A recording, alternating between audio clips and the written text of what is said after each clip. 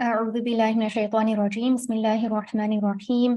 We seek refuge in Allah from the accursed shaitan, and we begin in the name of Allah. سبحانك لا علم لنا إلا ما علمتنا. Glory be to you, O Allah. There is no knowledge for us except that which you teach us.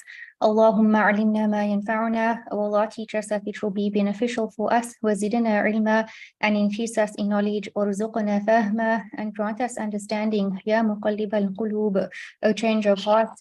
ثبت قلوبنا على دينك. Keep our hearts firm on your deen. اللهم اجعل أعمالنا خالصة لوجهك. O Allah, grant our actions to be done sincerely for your sake. ولا تجعل فيها حظا لغيرك, and let there not be in them a portion for other than you. Ameen ya Rabbil Alameen. So before I hand over to tonight's presenter, I just have a few announcements to make. So Muslims Connected will be hosting a personal anxiety management course, which will be facilitated by Rafiq Lakat, who is a clinical psychologist. That will be on from the 7th to the 28th of August, once a week on Mondays. So it'll be starting tomorrow. And that will be via Zoom as well as always from 7:30 to 8:30 p.m. South African time. So please sign up for that. You can WhatsApp message us or go directly onto the website, muslimsconnected.com, and register over there for that. We'll also be having a conflict resolution in marriage course, which will be facilitated by Sheikh Irshad Siddiq. That will start from the 10th to the 31st of August on Thursdays at 8 p.m. to 9 p.m. South African time. And you can also register for that by WhatsApp messaging us or by going directly onto the website, muslimsconnected.com. And then finally, we have another wonderful webinar coming up called The Voices of Muslim Women in Polygamous Marriages. And that will be facilitated by Zohra Suleiman, who is a counseling psychologist. That will be on the 20th of August at 8 p.m. to 9 p.m. South African time. So again, as always, you can reach out to us, register by WhatsApp messaging us or by going onto the website muslimsconnected.com. So now I'll be handing over to tonight's presenter, who will be speaking on practical tips in marriage. And that is Sister Dia, who is an Albanian American who studied traditional Islamic studies at Medina Institute in the USA. She completed her master's degree in religion and public life at Emory University. She was an Islamic studies teacher at Iman schools in Indiana and has been a relationship counselor at Imam Connect for almost the past 3 years. So I'll now hand over to our presenter, Sister Dia. Assalamu alaikum wa rahmatullahi ta'ala wa barakatuhu. Thank you so much, Muslims Connected, for having me. May Allah ta'ala bless your journey, and may we all continue to learn from everything that you do for us. May Allah ta'ala bless your organization, and may it grow internationally even more than it already is. Jazakallah khair. So assalamu alaikum everyone, welcome. Thank you for joining. Finally, alhamdulillah, we have a short course that gets to the outline, to outline the juicy part of bettering relationships. You know, we're tired of theory and we need to know the how-tos. So since that, the practical tips and techniques that we need to know are all that we care to know, to be honest with you. Theory, yes, remains theory, and ideal solutions sometimes remain of no help. You know, if we don't know how to navigate within ourselves, and I dare say our situations practically towards a better ending, then theory remains theory. So we need to start doing things for our relationships and sacrificing for our relationships to flourish, subhanAllah. A few short seconds of who I am and why, inshallah, I will help you through your relationships practically. My name is Ajdini, and I'm a professional relationship counselor for the past 3.5 years, but been in the field for 7 years. And I've mediated between and worked between different styles and levels of relationships in companies, in education settings, and of course, immediate couples.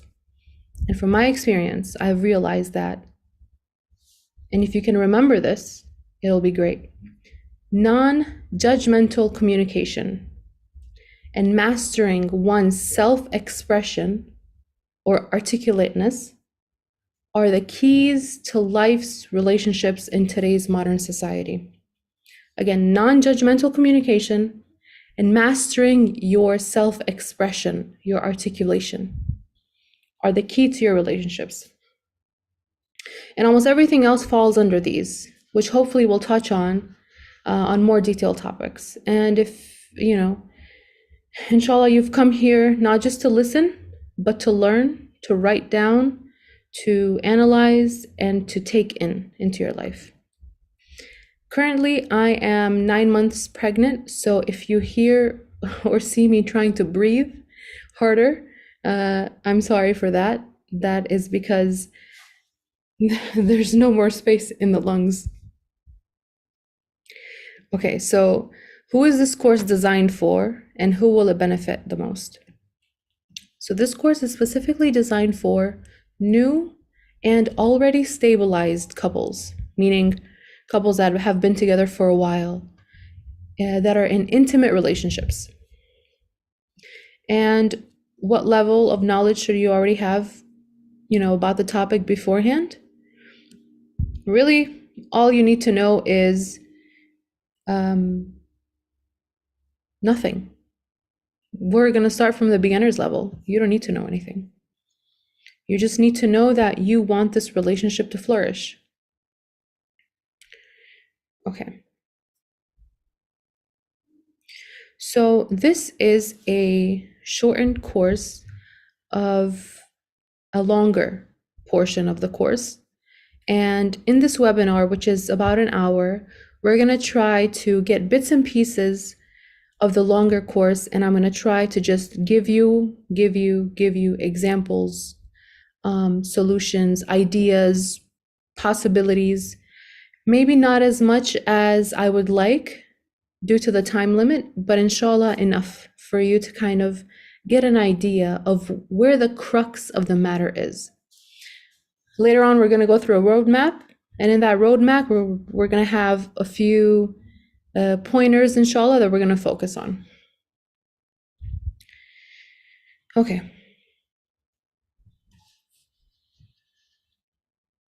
A few things before we start.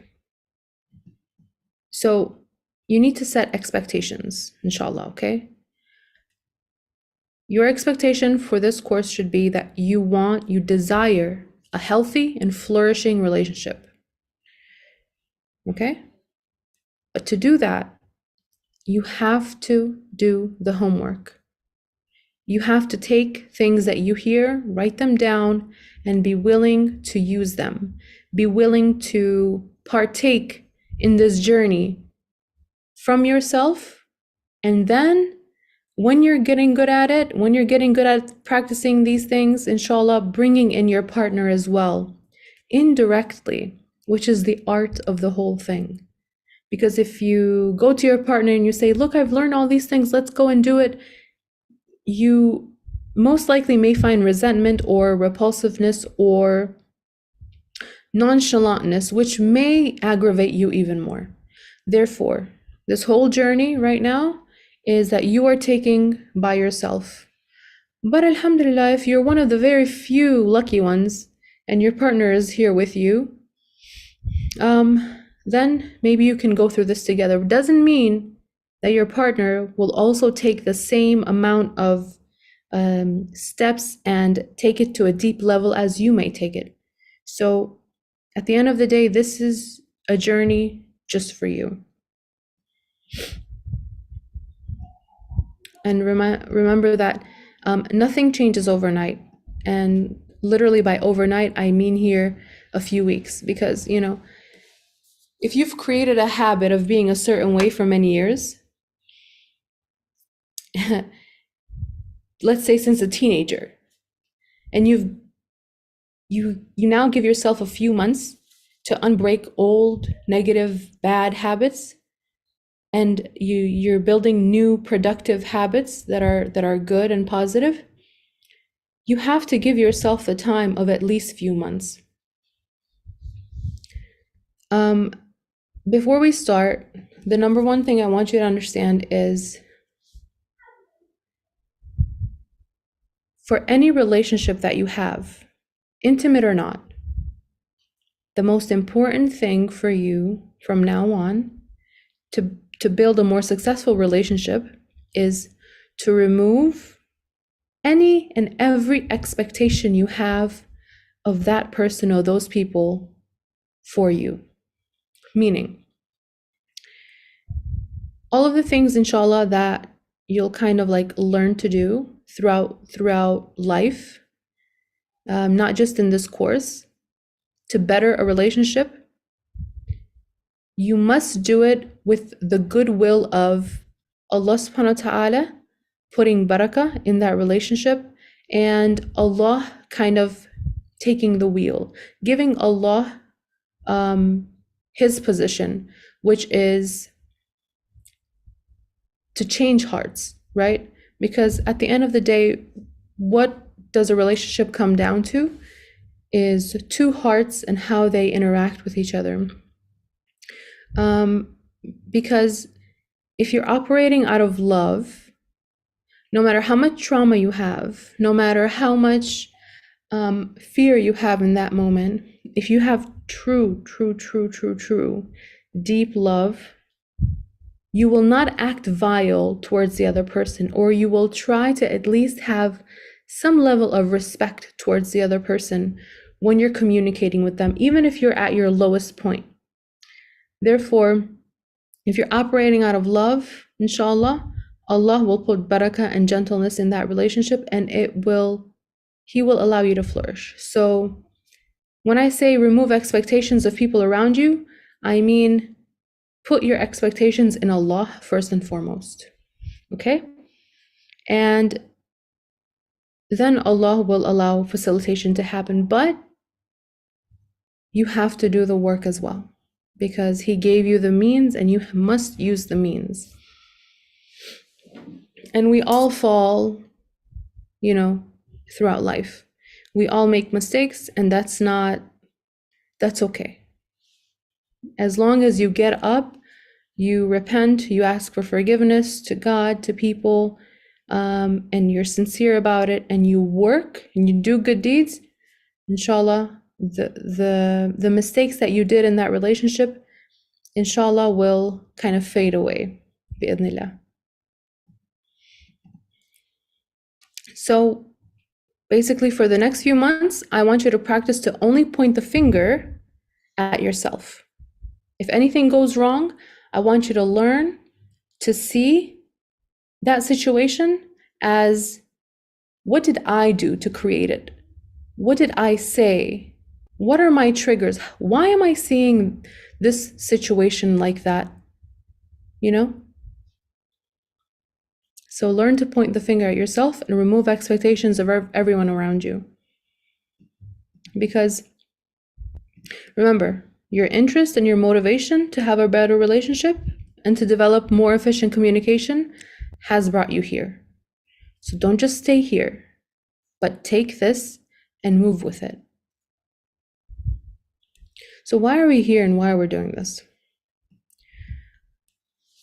There are numerous divorce studies and data points and periods telling us that the most common times when people get divorced are in years 1 and 2 of their marriage, and years 5 to 8. So 5, 6, 7, 8. So just because you say, oh yeah, we've been together for some time and we're good now, don't ever get too comfortable. Not because you don't trust the other person, but because you can sabotage your own relationship by thinking that way. Because if you're getting too comfortable, you're not going to see the other person as a whole independent human being that is regarded by Allah as one of his slaves, and that is absolutely sanctified. So the minute you may get comfortable is the minute when your relationship can start to falter, because you don't check how you speak to them, you don't check how you look at them, your facial expressions, you don't check your tone of voice, you don't check the way you ask things from them. And being with someone for a long time, you may get irritated easily and react easily in negative ways, which all these things come from comfort. Therefore, what I'd like to say is never get too comfortable. And we haven't started, inshallah. This is just the introduction still.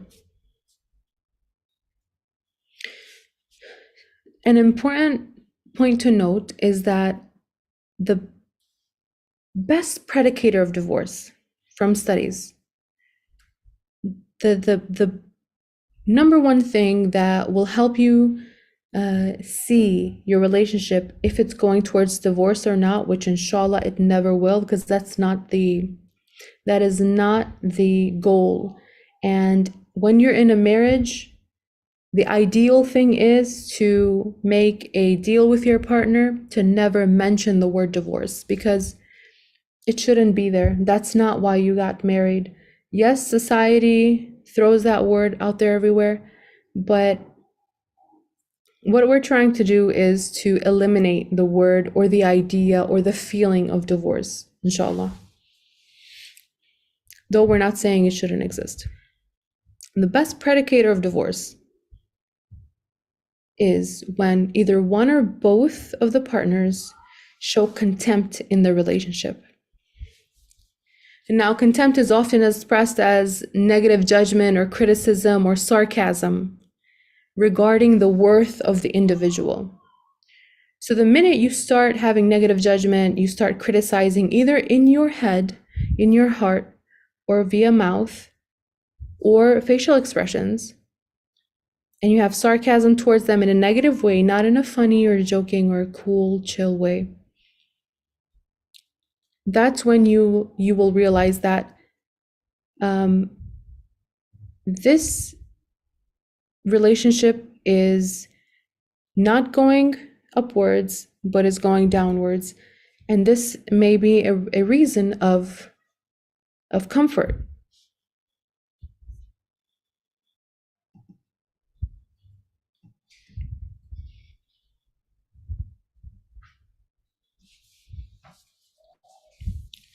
Okay, so you know how we hear from many people, especially psychologists, which I love the saying of Sheikh Nanawi. He says, Hafidhullah, he says, psychology has become like a religion, meaning whatever they say, we take it. And we are overloaded with the terms, you're traumatized because of this, you have trauma because of that, you're like this because of that, you're like this. And now, when we hear those things, yes, initially we may have feeling a sense of comfort because, oh, someone understands us, someone sees what I've gone through, I bond with someone. But taking that into our life, we start to kind of become crippled by it if we are stopped by it, if we take it as a label. So let's say I didn't have my mom in my life growing up, and now because I didn't have a mother, I have what is called mother issues as a female. And now my personality is developed because of how the female figures in my life acted towards me. This is just an example. If I take that and go on with it in life, I will always use it as an excuse and say, oh, I'm like this because of this. That's why I'm like this. And I continue life like that. And I don't have a mission, a vision, an energy, a care to change. and we become crippled and stay in that personality and that character in that position. So then we look at marriage as like the ultimate life-altering situation that should come and solve our problems and heal us from all these traumas that psychology is telling us that we have. And we know that almost every couple that we've met informed us that this is not the case. Marriage cannot, does not, will not heal you.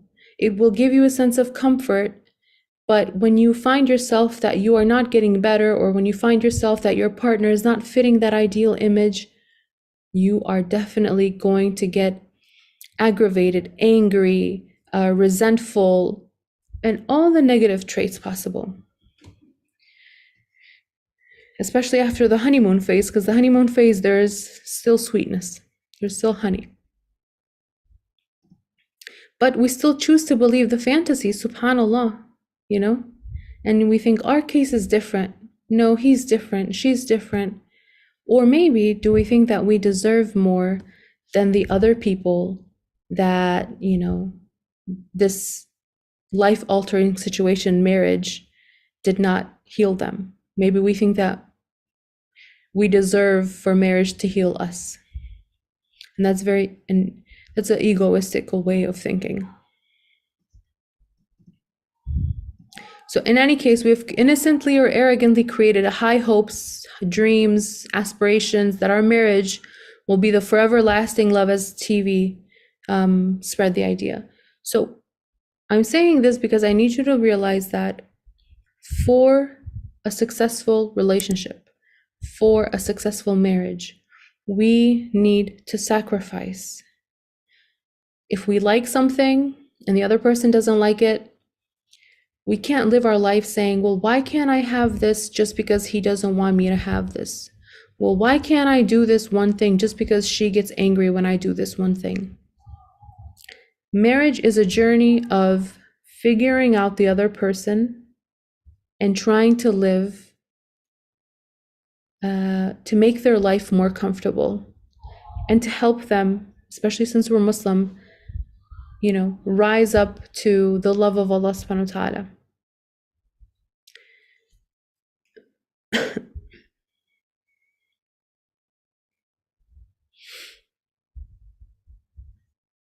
So couples who don't have a mutual mission in mind, who don't have a goal together, who don't have a higher perspective or idea that they sat down and talked about and cultivated and, you know, remind each other about often, and that they hold on to very dearly, it's hard for them to stay grounded. It's hard for them to stay grounded in their relationship. It's hard for them to keep on removing their own personal desires, their issues, their pet peeves, or it's hard for them to even sit down and start and continue working on themselves to better themselves for the relationship. Because the minute you don't give, you start wanting to need, okay? So either you're giving or you're getting. And now the less you give, the more you want. The more you give, the less you want. Because you find sweetness in giving. And if you give with the idea that Allah subhanahu wa ta'ala will give back to you, then you are absolutely happy. But if you're giving and you don't have Allah in mind, and then you start seeing with the lens of your nafs, and you see that the other person or your partner is not giving back to you, or maybe is not as appreciative as you want them or as you realize them to be, then you will get aggravated, you will have resentment, you will become detached, and you will stop. You will say, there's no reason. But your purpose was wrong. The purpose should have been for Allah subhanahu wa ta'ala. And then that person also gets the fruit of what you've done, of how much you've sacrificed. But also you get, you know, a sweetness and a taste in this dunya and the akhirah, inshallah, if it's sincere.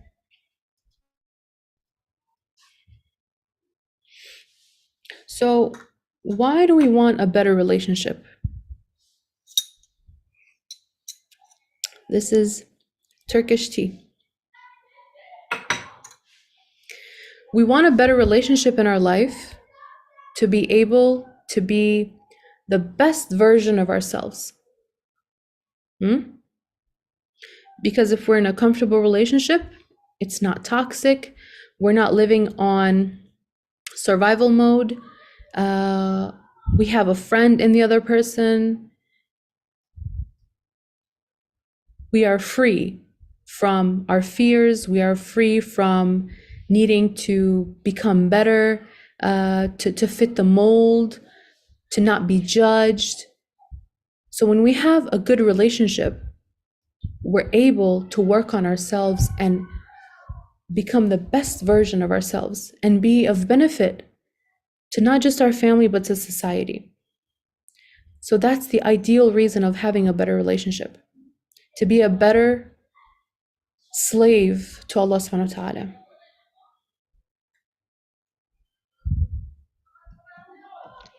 Okay, so before we dive into the details, let me outline a roadmap of the practical journey towards a successful relationship in 3 steps, okay? So the roadmap to a better relationship is going from step 1, and you can write this down if you need. Under step 1, understanding the self in different situations. What does this mean? Understanding the self in different situations. You understand yourself internally and externally. And this is a groundbreaking start to a different living atmosphere. You will live differently if you get this point correctly. You understand yourself in different situations. You are a different person in different situations. You cannot say, I am always a great person and I try for everyone and not a lot of people try for me. But you don't check yourself why you do things, and you don't check yourself how you look when you do things, how you sound when you do things. Oh, but my heart is pure and I only like to say the truth, and just because I have a loud voice doesn't mean the other person needs to get mad, because they need to realize that I'm speaking facts and I love them and this is how I talk. So if you're not checking your internal, why you're doing that, do you really want to help that person, or you just want to feel like you have said what you needed to say, given some facts, and think that you've done your job in transmitting what you wanted to say to the other person? If you really wanted to transmit and help the other person, you will check your internal and see, did the other person get it? Do I see it help them? Did they tell me it helped them? Or is it just I wanted to get it out of me and feel like I did something? Number 2, you check yourself and understand yourself in different situations externally. How you speak to different people, who triggers you, your facial expressions when you talk to them, your tone of voice when you talk to them, your hand movements when you talk to them, your eyebrows, how high, how low they are when you're talking to them, your mouth, how it moves, your nose if it crinkles. Just checking yourself and seeing, am I sincere in this whole relationship? Number 2, the roadmap. From understanding the self in different situations to number 2, understanding now the partner in different situations. Understanding their feelings, their thoughts, their expressions, their reasons for all their feelings and thoughts and expressions in that situation. When you come to a point of understanding your partner in different situations, you can't understand someone 100%, but more so, it's a great and productive place to be in. You won't be as triggered by them. You will work from a place of love. Point number 3 in the roadmap is basically the place that we all want to be at and we all want to achieve. Point number 3 is to ideally becoming a third person in your own intimate relationship. Meaning, you are seeing your relationship from a bird's eye view. You are not affected emotionally by your relationship for some time. So you can get a hold of yourself. You can get a hold of your relationship. You can get a hold of the other person and understand them. To learn how to see things from the outside. So to ideally becoming a third person in your own intimate relationships. Here, then, inshallah, we will know when our emotional part of the brain is used, our logical part of the brain is being shut off, and we are able to come to a point that is rare, but, you must work with. You must work with and through and beside your emotions. That point is rare, but when you get there, inshallah, and you understand these things, that's when you become a wise, mature person, which even your intimate relationship will flourish. So how does this look like in a real life example? Let's say you're in a heated argument and you switch up from any negative feelings that you have into seeing things from up here, from a bird's eye view, and you are realizing, I said this because of that, he or she said this because of that, then I reacted like this, then they reacted like this, then because they reacted like that, I got triggered because of this one trauma that I have, realizing where your ideas, thoughts, feelings are coming from, pointing the finger to the self. And the meaningless emotional communication that's just reactive, inshallah, will not remain reactive, but will become responsive. Two big things. If we can go from having reactive communication to responsive communication, inshallah, that's when we will start to build a more formidable character within ourselves and have a more stable relationship and have more respect and remove the comfort that usually goes into bickering and nagging and judging and complaining and all of that. So responsive communication is communication that you analyze what the other person is saying, you analyze what you're saying, you analyze that there needs to be a mission to this whole conversation, and you work towards a higher perspective. You don't just react to things that they say, even if they're saying mean things to you. When you're responsive and you're not reactive, you are responding to their emotional hurting. You're responding to their trauma. You're responding to their triggers. You're responding to the whole person, not just the word right there and then. You're not just reacting to your situation and your feelings and your thoughts and how you are being touched by their words. You go above that, you rise, and you see things from a higher perspective, basically becoming the bigger person in the relationship. And that's how you teach your partner to become the bigger person as well, because we learn by seeing, we learn by experiencing. We don't learn by being told as much as going through life kinesthetically. So just because you tell your partner, don't do that because that hurts me, is not a good way of talking to them. And inshallah, if we do have the longer course, which I can go slowly and break things down and give you more examples and situations and ideas, then we can go through all these things.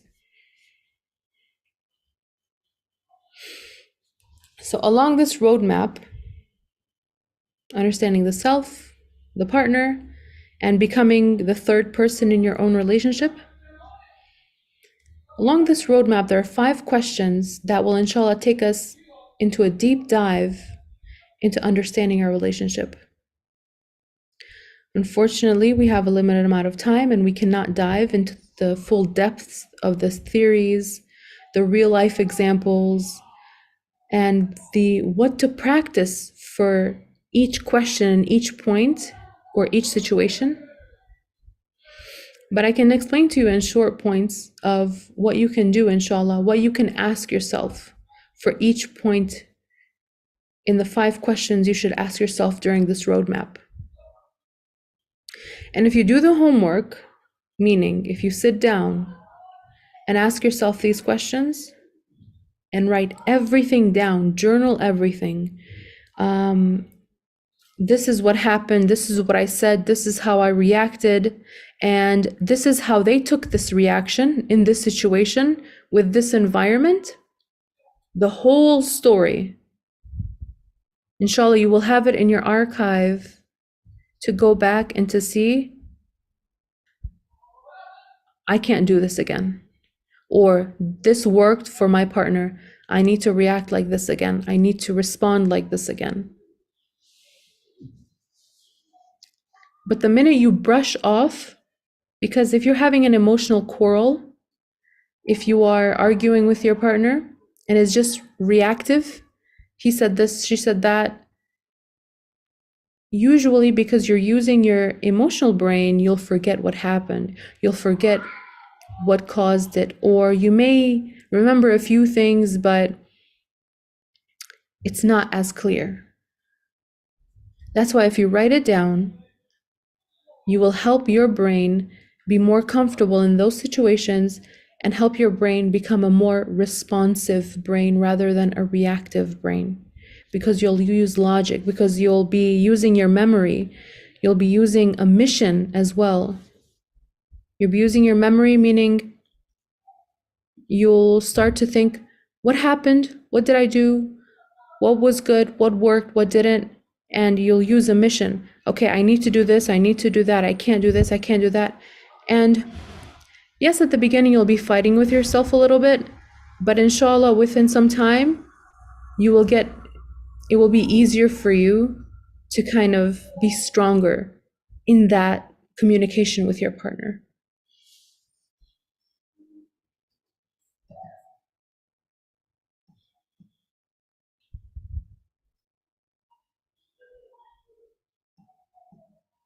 Okay. So the first question, which you can write down, is my communication mostly reactive responses? Okay. Is my communication mostly reactive responses? Now, when you ask yourself this, you can also ask yourself, so how do I realize, how do I catch myself in the heat of the moment? And how do I realize how I may be affecting the situation to get worse? Ask yourself, how do I overcome these feelings and realize what's going on? And try to see how to go from reactive to responsive communication. How are you going to practice presence, being present in the communication with your partner? Not just being, in your own emotion, but being present with them. And after that, inshallah, because these questions that I'm asking you to ask yourself, these questions actually we go through in the long course, and I help you kind of figure out them for yourself. So in a time when you have a heat of a moment, you're having a quarrel, and you don't know if you're affecting the situation. So the most important thing to do is to step away and to pause before you continue speaking or communicating. You may know this, right? But I'm going to give you some questions which you will think about and to reflect on that situation. If your communication is mostly reactive responses. So to help yourself realize what's going on, you ask yourself, why is this situation upsetting? Why is it upsetting to you? Why does it hurt you? Why does it change your emotional status? Is it really that important? Is everything that's going on, everything you're saying, everything that's happening really that important? Number 3, if I respond reactively, other than a false short-term sense of satisfaction, what will be the benefit for me? So you're in a moment and you want to just respond and say some things that your emotions are telling you to say. Ask yourself, what is the benefit? And ask yourself, how can I respond in a constructive manner? Meaning you sit down and you prepare for the next time you will have an issue with your spouse. You will prepare. How do I respond in a better way, in a constructive manner, not a destructive manner? You write down and ask yourself, is my response harmful, inflammatory? Is it blaming? Is it derogatory or a personal attack? Am I attacking the person and their character, or am I trying to talk about how that action that they may be doing, whether knowingly or unknowingly, is affecting me? Is my response intelligent? Is it insightful? Is it thought-provoking? Does my response consider other points of view? When I talk, do I just talk about what I want, or do I also say and let my partner know that I care about what they want as well? They don't know what I'm thinking. I have to tell them that I care about their point of view, that I care about how they feel, that I care about that, they feel hurt as well. Will my response spark more anger or facilitate, anger, or more meaningful two-way conversation? Or will it facilitate thoughtful debate? Does my response reflect on who I am and who I want to be? Do I just want to continue being this reactive person that is nagging and bickering? Or do I want to be a more holistic person, closer to Allah, and helping my spouse get closer to Allah? Doing it because of Allah, not because of my spouse. Because Allah put me in the situation to be the spouse of this person.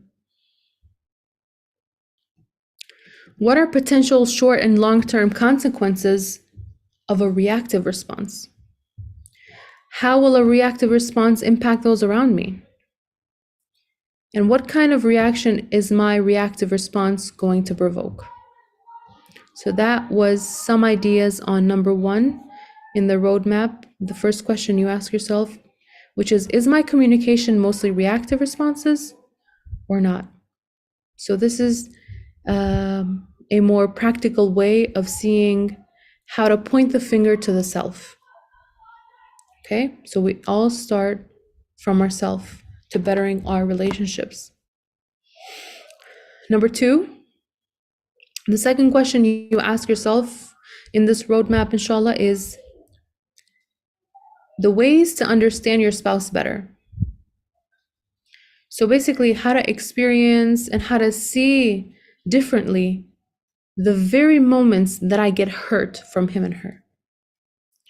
Because the opposite of successful is non-successful, and non-successful usually comes from either pain, discomfort, disgust, not feeling whole, full.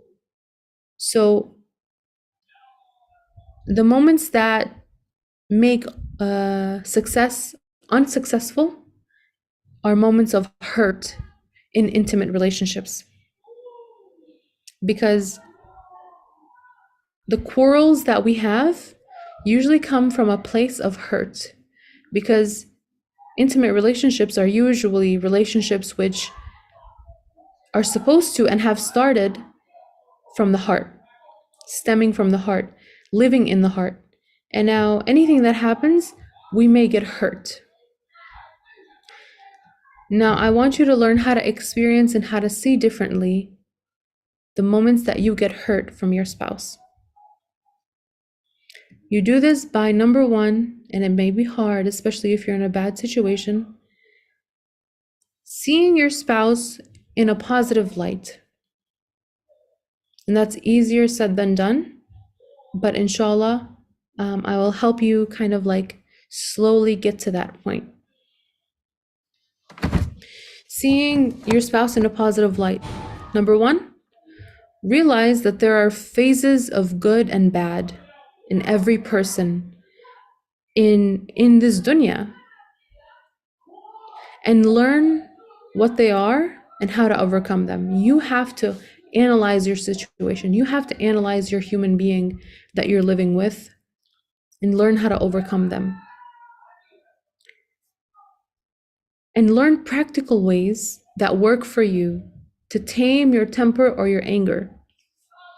You know, as the hadith of the Prophet, peace be upon him, if you're standing, sit down. If you're sitting, lay down. Make wudu. These are just simple practical things to do. Practice better ways of expression. Take a video camera, turn off the voice, play back you talking, and watch your facial expressions, how you're talking. Act like you're talking to your spouse and see how you look like. Go in front of a mirror and talk to your spouse and see how you are talking to him or her. So practice your facial expressions, practice your tone of voice, learn the timings of things, learn when to say things, when your spouse gets angry when you say something, when you ask him or her for something. If they get angry when you ask them, to take out the trash or help with the kids right when they come from work, don't do it right then. Learn to build sabr. Learn to build a connection with Allah subhanahu wa ta'ala. And if you do it for Allah, Allah will put barakah in that relationship. Wait a month or 2 months. Work around the situation. And inshallah, by experiencing, they will also learn of what you want. Because if you just keep doing the same thing over and over again, if you keep telling them at the same time, do this, and they don't do it, obviously it's not working. We have to find solutions that work for you in your relationship with the two personalities that you are, you and your spouse, and see what works best for you in your relationship. And you have to learn how to maintain a relationship with a loved one who's hurt you. So 10 tips to tame your temper. Think before you speak, collect your thoughts, and then once you're calm, express your concerns, after you think clearly, of course. Express your concerns, not your frustration. Have some exercise, some physical activity reduces stress. Take a time out, it's not just for kids. Identify all possible solutions. If you might, say it's too much to write things down, but I promise you it'll help you. Take a whiteboard, go on Word document, pen and paper. All possible solutions. If I say this, he's going to say that. If I do this, she's going to think that. If I take this into consideration, they might take this into consideration. Instead of focusing on what made you mad, work on resolving the issue. Remove the emotion, put in the mission. Okay? And stick with I statements. Whenever you talk to your spouse, don't ever say, you do this, and I hate when you do this, and you're always doing this to me, and you. It doesn't help. Stick with I statements, because criticizing will increase tension. To describe the problem, be respectful and specific. For example, say, I'm upset, or I feel hurt, or I really get, pushed back in my daily chores, or I'm upset that you left the table without offering to help me with the dishes. Instead of, you never help me do anything, or you never do any housework, or why don't you help me with the dishes? Because in that moment, if you're the female telling the male, you'll sound very motherly, and the male usually is resistant to that. The more calm, the more gentle, the more kind, the more detached from anger you are, the more they're able to accept what you're saying and take on what you need. Always talk to your spouse in I statements. And inshallah, we'll go into more examples when we have more time. Don't hold a grudge. Even in your emotions, don't hold a grudge. Because if you're holding a grudge inside of your heart, you will see it in your face, you will see it in your movements, in how fast you take things from the table, and how fast you look away, maybe a rolling of the eyes, or just by walking. Sometimes you know someone is angry. Don't think your spouse doesn't understand that you're angry. They just may not have the capacity to deal with it at that moment. So if you remove the grudges, if you remove your anger, you fight with your nafs to develop sabr and forgiveness for the sake of Allah, and you crowd positive feelings, you remove negative feelings, inshallah, you will not be a bitter person. And we all know that we all love happy people that are gentle, that are open, free, that don't feel like they're always judging or angry or holding grudges. Imagine having to live with a person like that. Always free yourself. Number 8 out of 10, if you're able to, use humor to release tension. So lightening up the situation. And then practice relaxation skills. When your temper flares, put your relaxation skills to work. Practice, which is very important, deep breathing exercises. Wallahi, it works, and it's also Islamic. Deep breathing helps you in different ways. You can find deep breathing different ways online. For example, imagine a relaxing scene, repeat a calming word, do dhikr, say astaghfirullah, say la ilaha illallah, send salawat on the Prophet, because when you're sending salawat on the Nabi, alayhi salatu wassalam, Allahumma salli ala Sayyidina Muhammad, and he's replying back to you as per the hadith. When he, sallallahu alayhi wa sallam, replies back to your salawat, it's a dua. He is asking Allah for us to have salam, and his dua is accepted. So practice salawat when you're angry.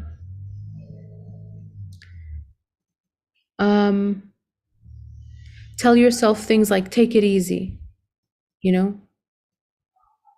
or listening to nasheeds or Quran or calming music, whatever works for you. And then 10, know when to seek help, because learning to control anger, to control your ideas, your negativity at times can be challenging. Um,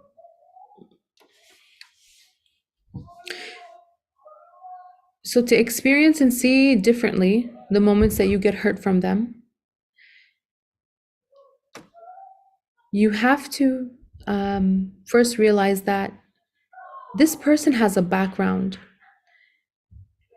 has a life lived, has baggage, has education, has experiences, has traumas, fears known and unknown to them and to you,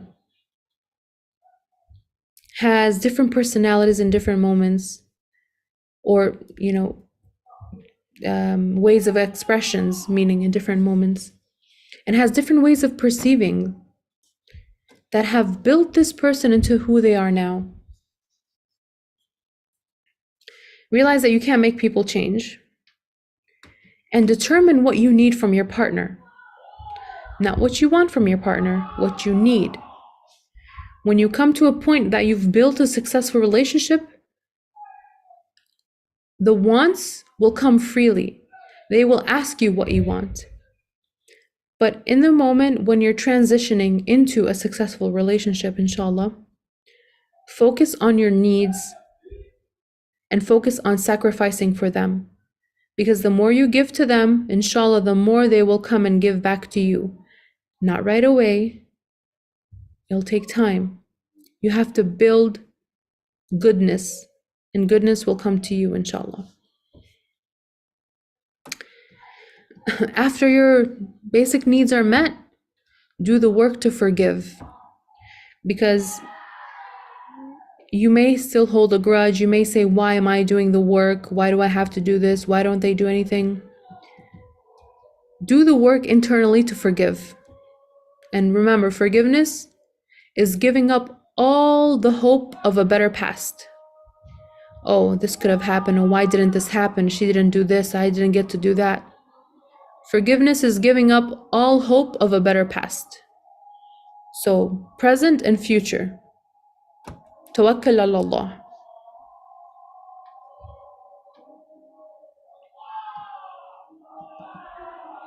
Learn how to assess your boundaries.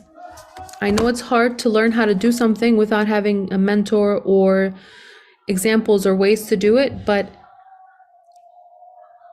if you can, get a mentor and learn how to assess your boundaries, how to say things to the person or to people around you in specific times, in ways that work for you and your relationship and your situation and your culture and your background. Mindfulness in everything is so important. Don't just say things just to say things. Don't just do things just to do things. Be mindful in what you're saying. Have a mission every time you talk to your spouse for the first few months. And open up to joy. Don't be afraid to, accept the kindness from your spouse. Don't be afraid to be soft with your spouse. Because Allah puts barakah when you bring gentleness. Okay, number 3. And inshallah we'll try to get through this quicker because it's been an hour. Methods to work through your intimate relationship. That's the 3rd point. Inshallah, in the longer class, if we have, we'll learn methods to work through our intimate relationships.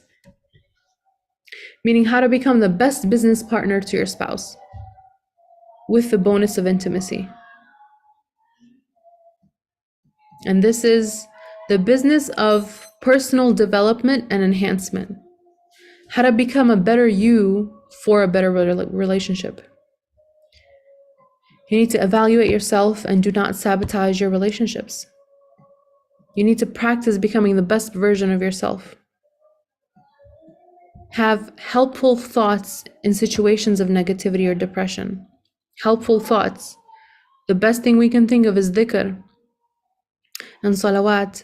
When you're having negativity and depression, that is a big range of That's a big spectrum. And we're not saying one thing will help with everything.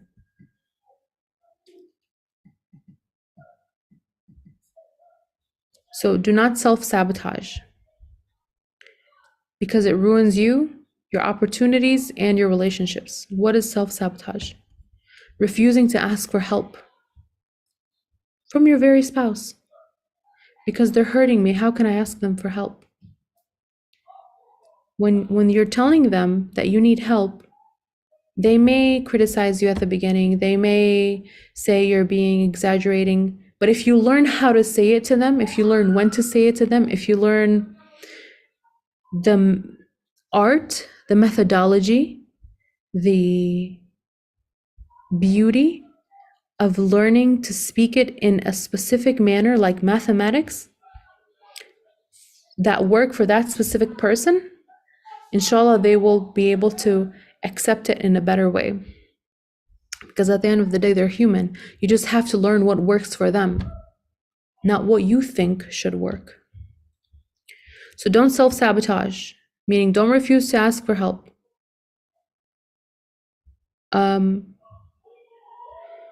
Don't be controlling or micromanaging everything around you.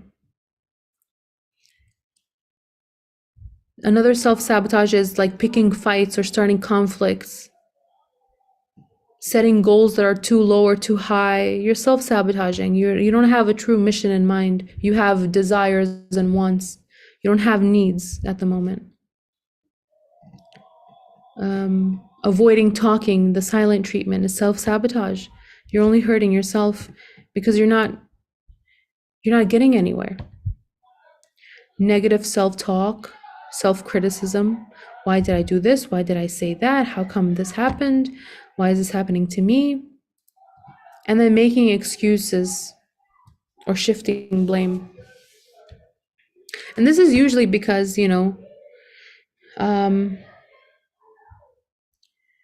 we have no plans. We didn't sit with ourselves to realize what we're going to say, what we want out of this. Why are we doing this? We're not looking at our situation from an emotionless perspective. And we are expecting to fail. We're expecting that this conversation, just like every other time, is not going to get anywhere. We're repeating our own mistakes. We're unprepared. We're disorganized. Impulsivity makes us self-sabotage. So how to build and how to maintain a relationship. How to maintain a relationship. This is still number 3. 5 stages.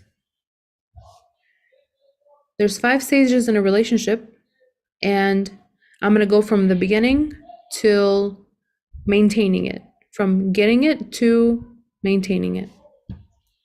So the 5 stages in a relationship are attraction, and then there's curiosity, and then there may be a crisis, and then there's deep attachment, and then there's commitment.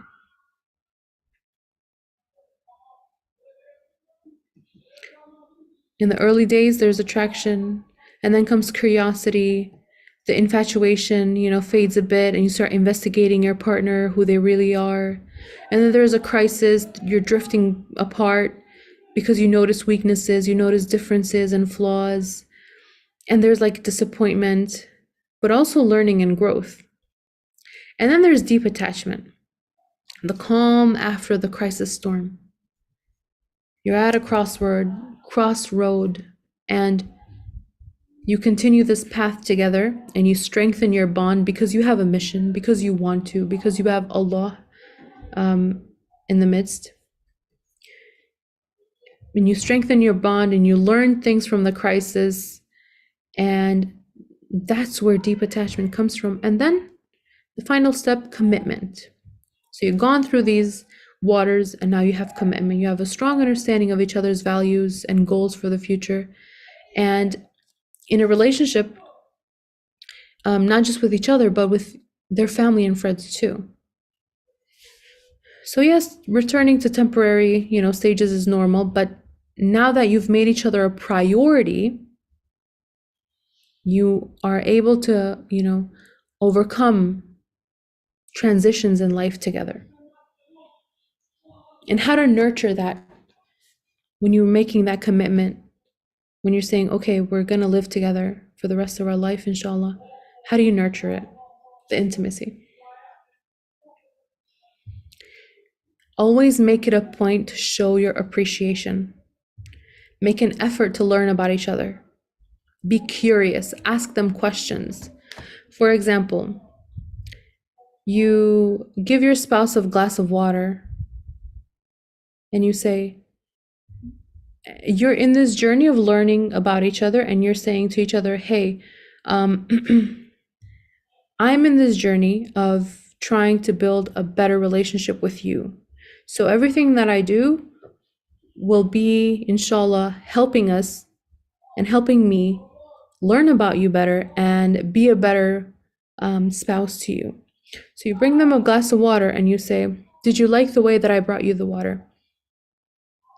You do an act of service for them, or you say a word, a phrase to them.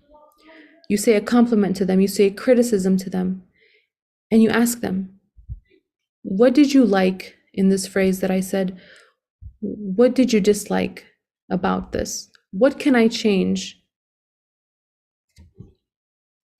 You show them that you care, you are learning about them, and they're opening up to you, inshallah, emotionally, which is a win-win situation. So you always set aside time for each other, quality time, at least, if you can, at least minimum once a month, but I suggest once a week, 1 hour. Quality time for you to talk about what you like about each other this week, what got on your nerves this week, what you need from the spouse.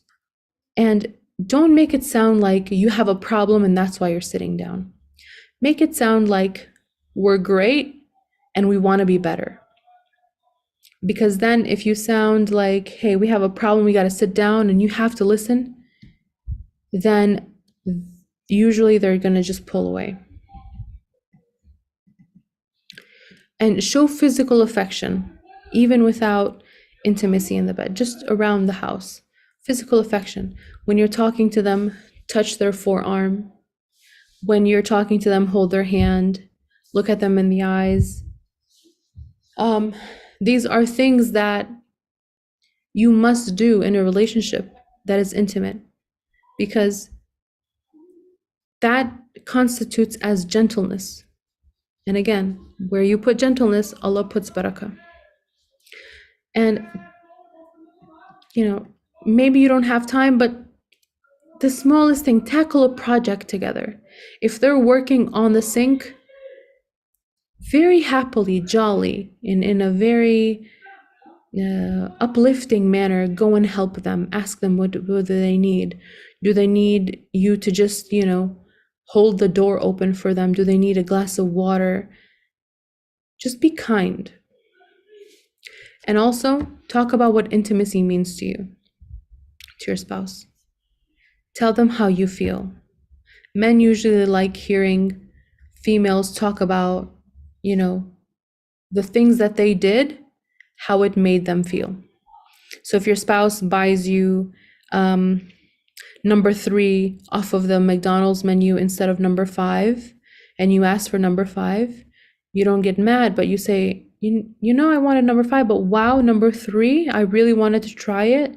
Thank you for getting it. Because I wanted to try it for so long.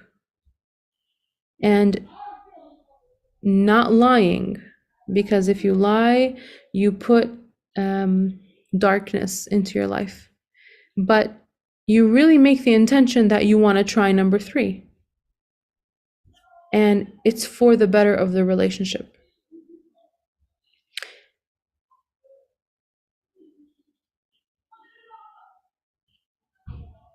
Number 4, tips and techniques on becoming the best version of yourself and bringing out a better version of your spouse.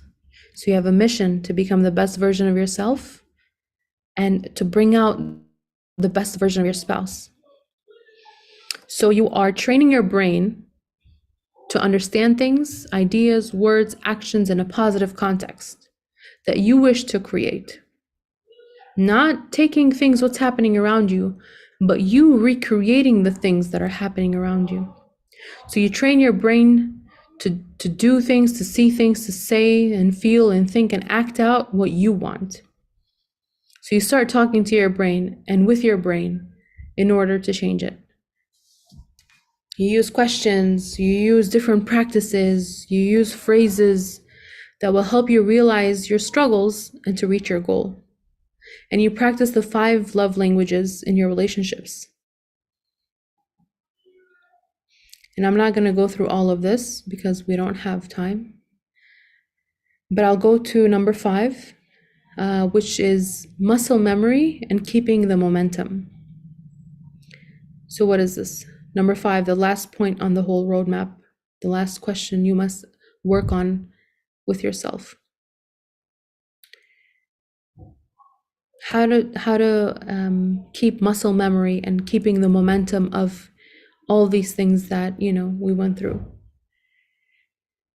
You must learn how to feel being comfortable and at ease when tensions arise. And you must continue taking control of the situation until your spouse also comes out of the survival mode. You have to be comfortable in being consistent for the spouse to also accept and change. You have to be consistent for a long time in how you act, how you react, how you talk to yourself, how you talk to your spouse for a while, for a few months at least, for them to also accept the new way of living, the new you, and to change accordingly, whether they know it or not. So now you're taking a more, and you're upholding a more balanced control in the relationship without pushing dominance. You're accepting your spouse as they are and making a safe space for them to develop into their best version. Because you're being kind, you're not being triggering, you're not being nagging, you're not being negative. They don't have to always worry about your facial expressions. They don't have to always worry about what you're going to say and how you're going to react. And then, very important, your energy, what you think, what you feel, what you allow yourself to build up. Your energy is very important in your relationship. Remove all negativity and practice asking from the heart, not from the eyes, not from the feelings, not from the energy, not from the heart, via love.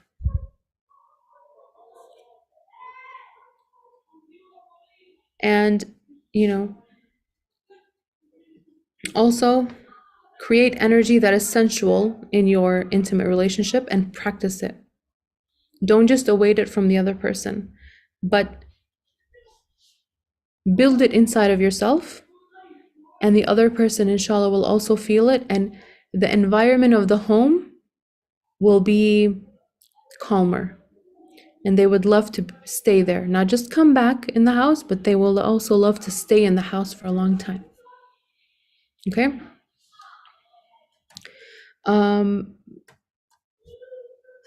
In general, what we went through is a roadmap of how to see yourself go from a relationship that is reactive in communication to responsive in communication.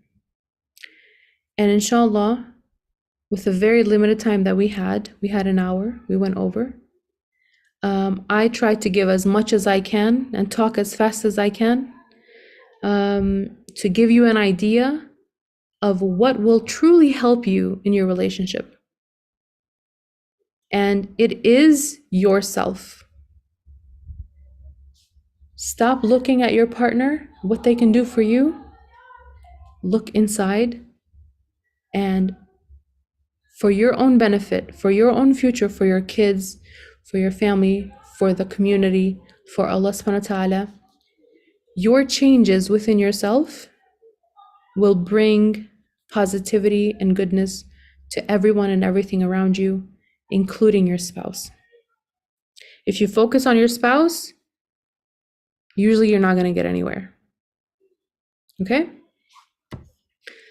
Again, I'm sorry for the shortness of breath, the fullness of breath. But I really appreciate everyone being here, and I hope that at least it was a bit of help. And may Allah Ta'ala accept this webinar, and inshallah we'll take it to Wasfiya. There are just a few questions, if you don't mind. So I can either ask them to you, or you can have a look in the Q&A box yourself. Which would you prefer? Do you want me to read them out myself or type in the answer? No, so you are going to answer them live. It's just that I can ask them, or you can read them out yourself. Which do you prefer? Why don't you ask? Okay. So the first one is, what about when you have a spouse who literally runs away from communication, and when they communicate, they do not allow you to speak or do not listen to you? So I'm guessing they're asking for advice on that situation. That is absolutely a very reasonable question that many people have an issue with, if not all, at some point of their life. The reason why the spouse literally runs away from communication with you is because you have been trying to use the same type of communication over and over again with them, and you have seen that it didn't work, and then you have seen that they have just started to try to run away because they feel like it's a responsibility on them. They feel like you're putting pressure on them. They feel like you are being motherly or fatherly towards them. They feel like they are less of the human being that they can be, the best version of themselves, because you're asking that question in that way, which is not your fault. This is how we grew up, right? We learned from our parents, and then we grow up, and then we take that knowledge to our marital life. But we need a transition. We need a disconnect from the way we've been spoken to by our parents and the way we will speak to our spouses. So what we have to learn in that situation is who our spouse is, what they like, what they dislike, what triggers them, and what am I doing to trigger them, and the communication that works for them, the moments that work for them, the situations that work for them. For that. The next question is, what can you do when your spouse hates physical affection? You have to sit down and talk to them, ask them, how do they feel when you give them physical affection? Then tell them how you feel when you give them physical affection, what it means to you. Ask them, what can they do to show you physical affection? But also, most importantly, ask your spouse, what instead of that physical affection that you're giving them, would they rather like? Okay? So ask them what they want, and you give them what they want, and then inshallah, after some time of your sacrifice, they will give you what you want. Okay? The next question is part of building that sensual energy being vulnerable?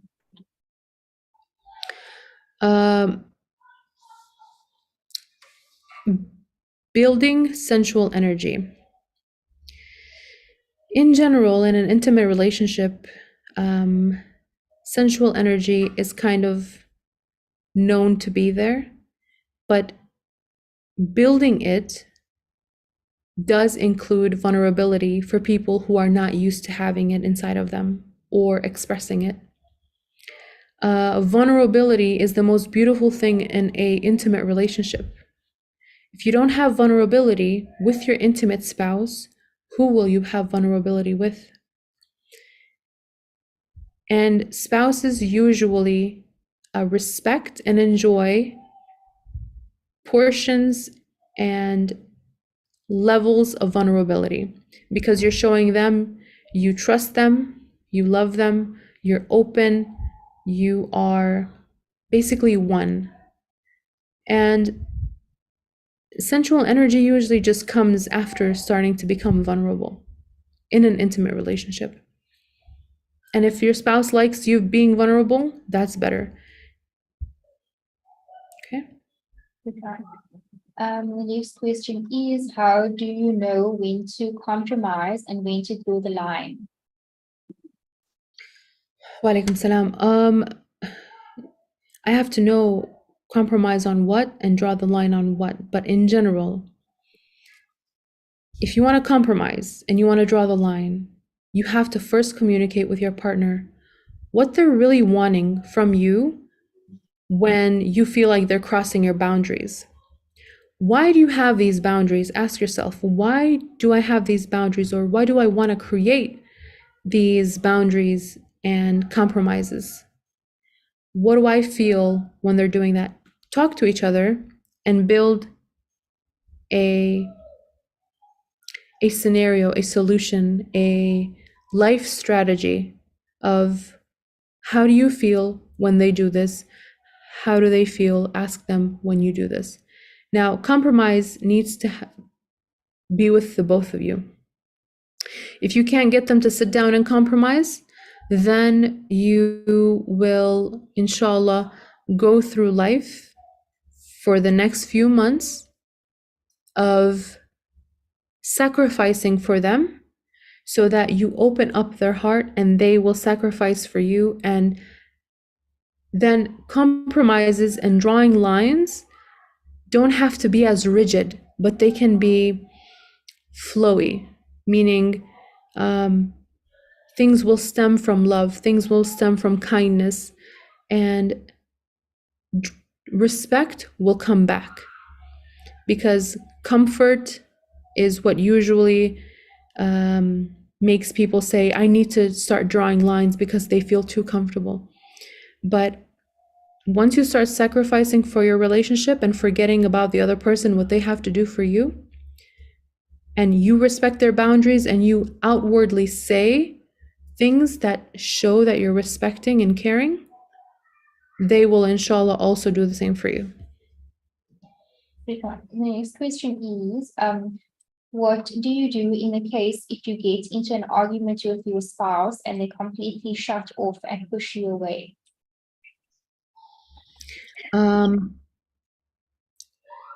You have to learn their communication, what they like, what they don't like. You have to learn that the way that you've been trying to argue with them is not working for them. You have to learn how to change that within yourself. And if they completely shut off, let them. That means that they don't like you nagging to get them back. But when they're in a good situation, you tell them in a very, inside of you should be no grudges, should be no negativity. And you ask them in a very kind and open manner, very flowy, very calm, and if you can, in a loving way, that you need something. You need to get through to them with something. Not they need to listen to you, but you need to be felt like you need to be heard. So if they're pushing you away, for the time being, accept that. But in that time, focus on how to build better communication with your spouse when they're okay with you, when they're not shutting you off. And try different methods. And I'm sorry, but right now we can't go through the methods for your personal situation, but the general idea is figure out what works for you and don't do the same thing over and over again and expect different results.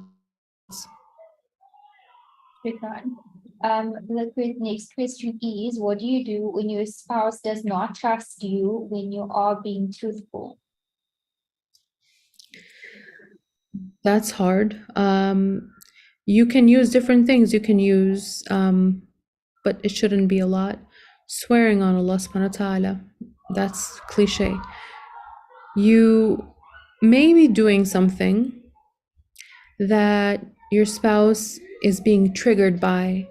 Not that you're doing something wrong, but you may be doing something that is reminding him or making him feel like he felt when he was in a bad situation, or she was in a bad situation when she was younger.